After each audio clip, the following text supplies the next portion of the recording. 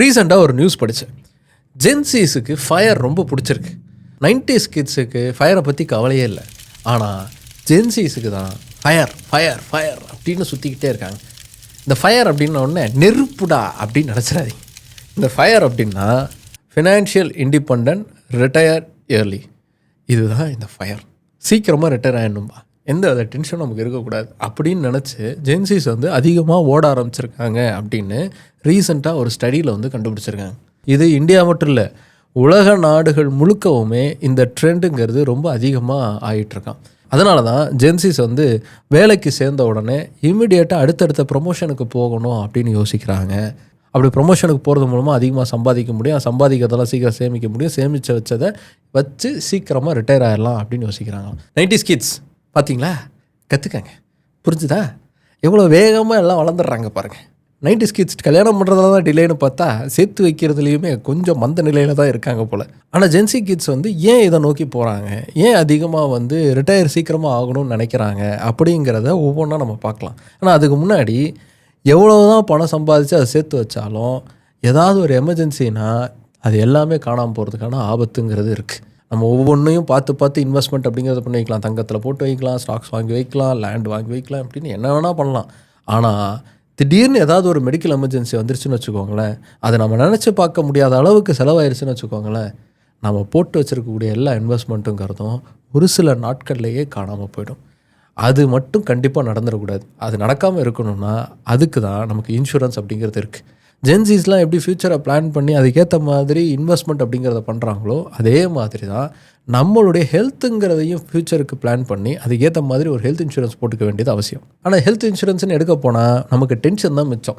ஏன்னா ஏகப்பட்ட பேர் இன்சூரன்ஸ் அப்படிங்கிறத ப்ரொவைட் பண்ணுறாங்க. அது எல்லாமே வந்து நம்மக்கிட்ட விற்கணுங்கிறதுக்காக புஷ் பண்ணுற மாதிரி தான் இருக்குமே தவிர நமக்கு எதிராக பெஸ்ட்டு அப்படிங்கிறத சொல்கிறதுக்கு ஆள் இல்லை, நமக்கு புரிஞ்சுக்கிறதுக்கு அதுக்கு ஈஸியாக இல்லை.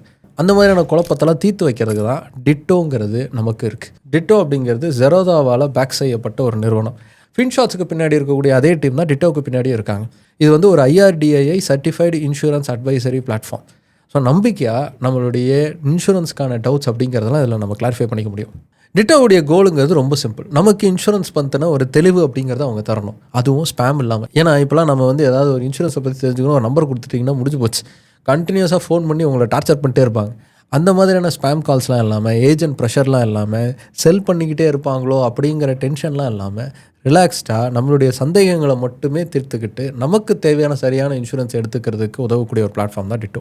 டிட்டோ ஏன் ஜென்யூனாக இருக்காங்க அப்படின்னா, உங்களுக்கு நிறைய இன்சூரன்ஸ் ரிலேட்டட் கால்ஸ் அப்படிங்கிறது வந்துக்கிட்டே இருக்காது. இன்னொன்று ஃப்ரீ கன்சல்டேஷன். எஸ், அவங்களுடைய கன்சல்டேஷன் எல்லாமே நமக்கு இலவசமாக தான் அவங்க ப்ரொவைட் பண்ணுறாங்க. அதோட பேப்பர் ஒர்க், கிளைம்ஸ், இது எல்லாத்துலேயுமே பியூரான சப்போர்ட் அப்படிங்கிறத அவங்க ப்ரொவைட் பண்ணுறாங்க. இது எல்லாத்தையுமே எளிமையாக புரிஞ்சிக்கக்கூடிய மெத்தடில் அவங்க உருவாக்கியிருக்காங்க அவங்களுடைய பிளாட்ஃபார்மில். இன்னும் புரிஞ்சிக்க முடியல, அதுலேயும் நமக்கு கொஞ்சம் கஷ்டம் இருக்குது அப்படின்னா நம்மளுடைய தாய்மொழியான தமிழ்லையே அவங்கக்கிட்ட நம்ம சந்தேகங்களை கேட்கலாம். அதுலேயும் அவங்க வந்து நமக்கு சப்போர்ட் அப்படிங்கிறத ப்ரொவைட் பண்ணுறாங்க. ஸோ டிட்டோவை பொறுத்த வரைக்கும் நம்ம எந்த இன்சூரன்ஸை சூஸ் பண்ணணுங்கிறது அவசியம் இல்லை. நமக்கு இன்சூரன்ஸை பற்றின புரிதல், நமக்கு எந்த மாதிரியான இன்சூரன்ஸ் தேவை அப்படிங்கிற அண்டர்ஸ்டாண்டிங்கை நமக்கு அவங்க உருவாக்குறாங்க. அதுதான் அவங்களுடைய ப்ளஸ். ஸோ இவ்வளோ ஃப்ரெண்ட்லியாக நமக்கான இன்சூரன்ஸ் எடுத்துக்கிறதுக்கு கைட் பண்ணக்கூடிய டிட்டோ மூலமாக நீங்கள் இன்சூரன்ஸ் எடுத்துக்கிறதுக்கான ஒரு ஃப்ரீ கால் அப்படிங்கிறத நீங்கள் புக் பண்ணலாம். அதுக்கான லிங்க்குங்கிறத டிஸ்கிரிப்ஷனில் கமெண்ட்லையும் பின் பண்ணியிருக்கேன், செக் பண்ணி பாருங்கள்.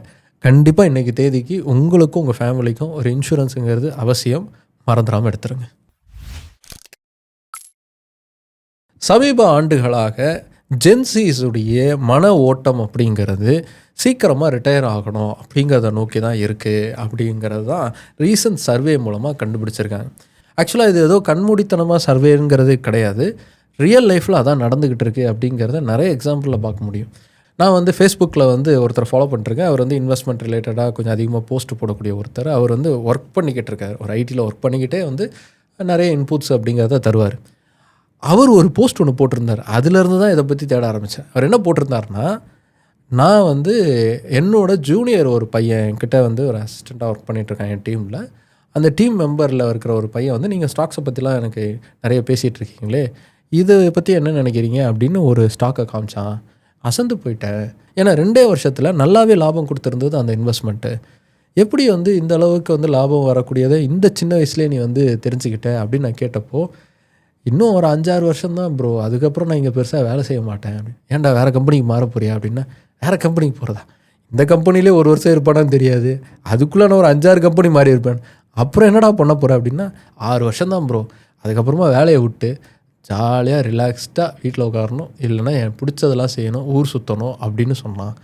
ஸோ இப்போவே வந்து ஃப்யூச்சரை யோசித்து அது சீக்கிரமாக ரிட்டையர் ஆகிறத பற்றி அவன் யோசிக்கிறான். நான் இத்தனை வருஷம் 20 வருஷத்துக்கு மேலே வேலை பார்த்துக்கிட்டு இருக்கேன், இன்னும் ரிட்டையரை பற்றி யோசிக்கவே இல்லை அப்படின்னு அவர் போட்டிருந்தார். அதை படித்ததுக்கப்புறமா தான் உண்மையிலே யங்கர் ஜென்ரேஷன் இப்படி சீக்கிரமாக ரிட்டையர்மெண்ட் ஆகிறத பற்றி யோசிக்கிறாங்களா அப்படின்னு தேடி பார்த்தா ஆமாங்க, அதிகமாகவே இந்த மாதிரி தேடிக்கிட்டு இருக்காங்க. அதனால தான் ஜென்சிஸ் ஒரு வேலைக்கு சேர்ந்த உடனே எப்போ நமக்கு ப்ரொமோஷன் கிடைக்கும், எப்போ பணத்தை பார்க்கலாம் அப்படிங்கிறதையே யோசிக்கிறாங்க. நீங்கள் 90s கிட்ஸ் எடுத்து பார்த்தீங்கன்னா, நீங்கள் இன்னொரு கம்பெனிலேருந்து இன்னொரு கம்பெனிக்கு வேலைக்கு போகும்போது என்ன உங்களுடைய அதிகபட்ச எக்ஸ்பெக்டேஷன் இருக்கும்? ஒரு 20% ஹைக் வேணும் அப்படின்னு நீங்கள் யோசிப்பீங்க. அட்லீஸ்ட் அதில் ஒரு 10% கிடச்சாது போதுண்டா அப்படின்னு யோசிச்சிருப்பீங்க. இல்லை ப்ரொமோஷன் மாதிரி இந்த மேனேஜர் போஸ்ட்லேருந்து சீனியர் மேனேஜர் போஸ்ட்டுங்கிற ஒரு பதவி கிடச்சா போதும், நம்ம வேலையை விட்டு மாறிடலாம் அப்படின்னு யோசிச்சிருப்பீங்க. ஆனால் ஜென்சிஸை பொறுத்த வரைக்கும் ஒரு வேலையிலேருந்து இன்னொரு வேலைக்கு அவங்க போகிறாங்க அப்படின்னா குறைந்தது 50%க்கு மேலே அவங்க ஹைக் அப்படிங்கிறத எக்ஸ்பெக்ட் பண்ணுறாங்க. அந்த 50% கிடைக்கிற வரைக்கும் அவங்க தொடர்ந்து தேடிக்கிட்டே இருக்காங்களே தவிர காம்ப்ரமைஸே ஆக மாட்டேங்கிறாங்க. அதே மாதிரி சம்பாதிக்கக்கூடிய பணத்தை எப்படிலாம் சேவிங்ஸ் பண்ணலாம் அப்படிங்கிறதும் ஜென்சிஸுக்கு நல்லாவே தெரிஞ்சிருக்கு. 90s கிட்ஸை பொறுத்த வரைக்கும் இன்வெஸ்ட்மெண்ட்டுக்கான அதர் ஆப்ஷன்ஸுங்கிறதே ரொம்ப லேட்டரான் பீரியடில் தான் அவங்க யோசிக்கவே ஆரம்பிச்சிருக்காங்க. நம்ம மார்க்கெட்டில் போடலாமா, இல்லை வேறு ஏதாவது இன்வெஸ்ட்மெண்ட்ஸ்லாம் இருக்கா அப்படின்லாம் யோசிக்க ஆரம்பிக்கிறது அவங்களுடைய மிட் 30ஸ்க்கு மேலே. ஆனால் இந்த ஜென்சிஸ் பார்த்திங்க அப்படின்னா வேலைக்கு சேரும்போதே நிறைய விஷயங்கள் அவங்களுக்கு தெரிஞ்சிருக்கு. ஏகப்பட்ட இன்வெஸ்ட்மெண்ட் ஆப்ஷன்ஸை பற்றி யோசனை பண்ணிக்கிட்டே இருக்காங்க, அதை பற்றி தொடர்ந்து தேடிக்கிட்டே இருக்காங்க அப்படிங்கிறதையும் இந்த ஸ்டடி மூலமாக கண்டுபிடிச்சிருக்காங்க. சரி, ஏன் ஜென்சிஸ் இதெல்லாம் செய்கிறாங்க, என்ன காரணம் அப்படின்னா 3 காரணம் அப்படிங்கிறத லிஸ்ட் அவுட் பண்ணுறாங்க. முதல் காரணம் அப்படிங்கிறது ஜென்சிஸுடைய உலகம் அப்படிங்கிறது நிறைய எக்ஸ்ப்ளோர் பண்ணணுங்கிற மாதிரியான ஒரு உலகமாக இருக்குது. அதிகமாக ஊர் சுற்றணும், அதிகமான விஷயங்களை செஞ்சு பார்க்கணும் அப்படின்னு நினைக்கக்கூடியவர்களாக ஜென்சிஸ் இருக்காங்க. அதுக்கு அவங்களுக்கு பணம் தேவைப்படுது. அந்த பணம்ங்கிறது இப்போவே சேர்த்து வச்சோன்னா லேட்டரான் பீரியடில் நல்லா செலவு போட்டு நல்லா என்ஜாய் பண்ணலாம் அப்படிங்கிறது அவங்களுடைய ஒரு உலகமாக இருக்குது. அதனால தான் அவங்க கமிட்மெண்ட்ஸ்குள்ளே அதிகமாக போக மாட்டேங்கிறாங்க. இப்போ நீங்கள் 90s கிட்ஸோ இல்லை அதுக்கு முன்னாடி இருக்கிற ஜென்ரேஷனோ பார்த்தீங்க அப்படின்னா சீக்கிரமாக ஒரு கமிட்மெண்ட்குள்ளே போவாங்க. கல்யாணம், குழந்தை அப்படின்னு கமிட்மெண்ட்ஸ்குள்ளே போகிறது அதிகமாக இருக்கும். ஆனால் ஜென்சிஸுடைய உலகத்தில் போய் பார்த்தீங்க அப்படின்னா கமிட்மெண்ட்ஸ் குறைவாக இருக்குது. அவங்க திருமணம் செஞ்சுக்கிறது கம்மியாக இருக்குது, இல்லைனா திருமணத்தை தள்ளி போடுறாங்க. அப்படி இல்லைனா திருமணம் வேணால் 2 பேர் ஜாலியாக ஒன்றா இருப்போம் அப்படிங்கிற மாதிரியான ஒரு கல்ச்சருக்குள்ளே அவங்க ட்ராவல் ஆகிறாங்க. இது எல்லாமே இந்த காரணத்தில் தான் உருவாகுது அப்படின்னு சொல்கிறாங்க. 2வது காரணம்ங்கிறது என்னென்னா 90s கிட்ஸுக்கு ஜென்சிஸுடைய எக்ஸ்போஷருங்கிறது இல்லை. ஜென்சிஸ் பல விஷயங்களுக்கு நேரடியாக அவங்களுக்கு தெரிஞ்சுக்கிட்டே இருக்குது. அதாவது அப் டு டேட்டில் பல இன்ஃபர்மேஷன் அவங்களுக்கு வந்துக்கிட்டே இருக்குது. ஆனால் நீங்கள் 90ஸை பார்த்தீங்க அப்படின்னா அவங்களுக்கு இப்போ தான் அந்த மாதிரியான அப்டேட்ஸ் அப்படிங்கிறது வர ஆரம்பிச்சிருக்கு. ஒரு சிம்பிளாக ஒரு எக்ஸாம்பிள் சொல்லணும் அப்படின்னா சோமாலியாவில் விசில் அடித்தாங்க அப்படிங்கிற செய்தி அதுக்குள்ளே இங்கே ட்ரெண்ட் ஆயிடுச்சு, விசில் அடிச்சுக்கிட்டு இருக்காங்க அப்படின்னு. அதே நீங்கள் 90s கிட்ஸுடைய உலகத்தில் பார்த்தீங்க அப்படின்னா அப்படி ஒரு விஷயம் சேர்றதுக்கே அவங்களுக்கு கொஞ்சம் டைம் எடுத்திருக்கும்.